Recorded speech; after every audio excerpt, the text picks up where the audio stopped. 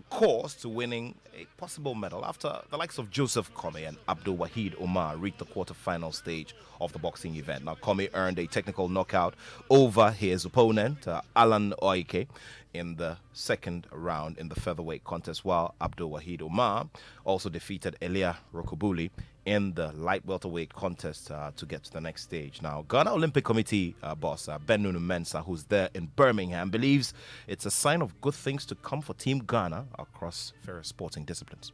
I think that for me, I've always said that, look, our medal winning at this championship is going to start from boxing, and then the athletes will come and wind it up. So boxing is start out. We have a lot of hope in the other disciplines, the judo, the badminton, and then the tennis. Everybody's going to come on board. Well, you can't expect to win everything at these games, but I think that we have a very good beginning. We're going to progress from where we are. Okay, so that was Ben Nunu Mensah, who's president of the Ghana Olympic Committee. And later today, light middleweight in the light middleweight round of 16, Jesse Latte will take on Mohammed Harris in the welterweight division. And of course, Alfred Kote, that's a familiar name, isn't it? Yes, it is. Well, he is related to Ghana's only, Ghana's only former world champion who's departed Mother Earth. And he comes up against Rohit Tokas later today. So we're hoping that that positive vibe that the late Alfred Cobra Kote, Cobra. yes, the Cobra himself, I remember him. Yeah, out of all our 10 world champions, he's the only one who's died. And we continue to pray for his soul and for his family. So let's get on the tracks now, Winston, because the track and field event will be on later on. Of course, some other events have been held already, but Benjamin Azamati will be competing in the men's 100 meters in Heat 7, while Sean Safo Entry will be involved in Heat 10 of the same event. In swimming, Sarah Forson will participate in Heat 1 of the women's 200-meter butterfly event, while Abeku Jackson will be in action in Heat 9 of the men's 50-meter freestyle, with Nubia Ajay featuring in Heat 3 of the women's 50 meters backstroke. Now to hockey, and Ghana will take on Canada later today, hoping to bounce back from a big loss to England. It was a 12-0 loss. 12? Yes. Abba. Okay, so the other day I was having a conversation with one of the key persons within hockey. I mean, he's a sponsor and all. And after the Joy Sports Link on Saturday, he called me up and said, look, we do understand that these losses that are being recorded are disappointing, but we probably may be doing well considering the competitive structure that we have here in Ghana at the moment. How fluid it is, how regular it is, and how effective it is, with the kinds of opportunities that we're giving to our hockey players, and generally how much we're improving them in terms of their form and all of that. So in effect, they were expecting a worse performance. So this one is okay. Well, it's even better. I mean, because these are A-list nations when it comes to hockey. You can understand them. Yeah, I agree. These conversations will rage on. I mean, Sure. especially when we get on stages like these and the reality is placed in our faces. Now, away from the Commonwealth Games, there's 9 days to go for the first game of the FIFA Under-20 Women's World Cup in Costa Rica, and Ghana plays against the United States. Coach Ben Foucault is happy that his playing body is training despite the 4-0 mauling at the hands of France in a friendly game last Friday. Now, Ben declared that his side are ready for the championship, which gets underway on August 10. After the France game, we did our recovery, and today to have another training session, which we think that the girls are responding to training all right. They are picking up gradually after the France game, because the tempo of the game is totally different from what we were expecting. But now they've seen themselves after the recovery, and today's sessions also, you can see that the players are picking up very quickly and making sure that they get their strength up to the level of the competition we are going. Injury to so far, we haven't expected any injury. We haven't experienced any injury again from the girls. Thinking that today's training has shown so many things about their fitness and all those things for ready for the tournament itself. You heard Ben Foucault, who is the coach of Ghana's Under-20 women's football team, who are taking part in the upcoming FIFA Under-20 Women's World Cup in Costa Rica. Let's go to the General Secretary of the Ghana Football Association, Prosper Harrison Addo, who was charged the Black Princesses to be unfazed by facing giants like the United States, Japan, and the Netherlands. You have qualified to be there. So any team you meet there, you have the same pedigree, you have the same rights. In law, when they say you are going, you have a right it means a lot. So never go with the mindset that any team is bigger or better than you. You've all qualified as of right. You are entitled to be there through your own hard work. And it's the same hard work and determination that will get you through the group stages. Don't go looking too far beyond. Don't look at the cup. Your goal is very simple, the group stages. Your goal is to get out of the group stages first. Okay, get out of the group stages. And in our previous 6, appearances, Ghana, is still hovering around the group stage, and so it becomes very difficult to want to project that Ghana can get out. But I think Prosper has been very blunt. He's facing the realities that confront us at the competition. But hey, this is sport. Anything can happen. Well, while anything can happen, your preparation would also show that anything can happen. First of all, you must prepare. First of all, you must have the structures. Look, I know we talk about the World Cup, but you see, Nathaniel, you know this. In that World Cup where we performed so well, the core of the team was from the Satellites 2001.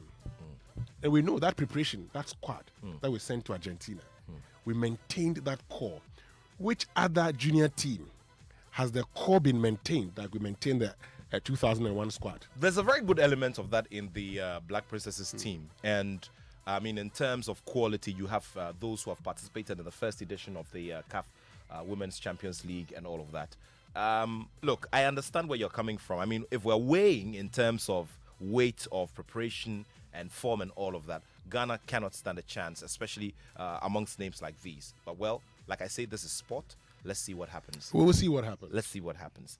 Now, Global Football Welfare Body, FIFPro, under FIFA, has appealed the Ghana FA's decision to ban players involved in the match-fixing scandal between Ashanti Gold and Inter Allies, which was played in the 2020-2021 Ghana Premier League season. Now, FIFPro, who conducted their own investigations over the scandal, are making contact with involved players, have taken the GFA to CAS after the Football Administrative Body banned the players involved in that. Michelle Aquino of Joy Sports has more. 13 players of Inter Allies and 8 Ash Gold players were served bans after proof of their involvement in the match-fixing scandal between the two clubs. Sources at the Professional Footballers Association of Ghana, PFAG, through whom FIFPro made contact with the banned footballers, explained to Joy Sports the PFAG are not an active party in the case, which should be heard at the Court of Arbitration for Sports, CAS. They, however, made it aware though the players in question are guilty of their offences. They are advocating to CAS for a minimum ban to be served to the players, rather than the ban of 24 and 30 months approved by the GFA Disciplinary Committee. Kotoko, meanwhile, have directed their legal team to appeal the 30-man ban imposed on midfielder Richmond Lamptey, who joined the club from Inter Allies before the start of the 2021-22 Ghana Premier League season. Michelle Aquino there with that report. The Ghana Football Association is engaging the National Sports Authority over the possibility of switching Ghana versus Nigeria, that clash for the first leg of the CHAN qualifiers, to the Baba Yara Stadium in Kumasi. Now, the Black Galaxies qualified for the last round of qualifiers after beating Benin 4-0 on aggregate. The game, slated to be played between the 26th and 28th of August, is to be played in Accra, but the GFA contacted the NSA in Ashanti region to prepare the Baba Yara Stadium for this fixture. The Galaxies seek to qualify for the CHAN tournament in Algeria for the first time since 2014. Here is the regional boss of the NSA, Mr. Emmanuel Kojo Apaya. With the renovation issues, we are almost done with the dressing rooms. Now we have 5 toilet seats fixed, and then we have 8 of the shower sets. So that one is set. And then with the pitch, since we ended the league, we've been able to have enough time to maintain the pitch. So the pitch is almost ready. We know in the next 2 weeks, they are going to start the top 6, and then afterwards, first week in September, they will also start the Champion of Champions, and the place is ready for that.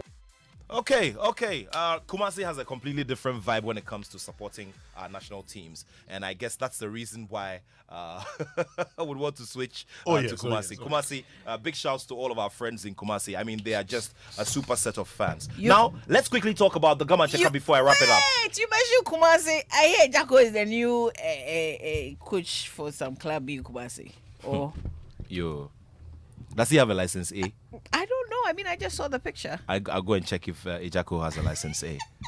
Charlie, but it's interesting. All those who are watching our stream on our Facebook page and on YouTube, check out, Winston's nice short-sleeved kaftan. You know, he's in an Olympics apparel today. It's an all-blue thing. That's, the And wonder class, that the just wonder goes to class. tell me that they're Against against four. Accra Hearts of Oak. Your and my Accra Hearts of Oak. Phobia. Your team now, yo. So it's star 711 hash to get your e-ticket. We're told that, well, later on they'll make considerations for gate sales, but for now it's star 711 to get your e-ticket to be part of the Gamanche Cup. Accra Hearts of Oak versus Accra Great Olympics. Let me just say this, and Phobia. on behalf of the Olympic fans, including Edmond Kofi Yeboah, who is General Secretary Of the GJA. of the GJA, Sure. I say somebody will be crying. And listen, I have good friends, Fifi Taki. Uh-huh. But this one is not yours too. This is not yours. This is home. You know? Which one is the home? Phobia. Oh, Big greetings to Togbi after the 14th, the Agbogbo Mafia of the Asogli State. oh, The indefatigable board chairman of Accra Hearts of Oak. Yeah, And of course, big man. salutes to His Excellency Amankai Wait. Accra Great Olympics Wait, in the house. I beg. please, I please, beg. let's greet the Olympics people. Very, very important. Since when? Since when?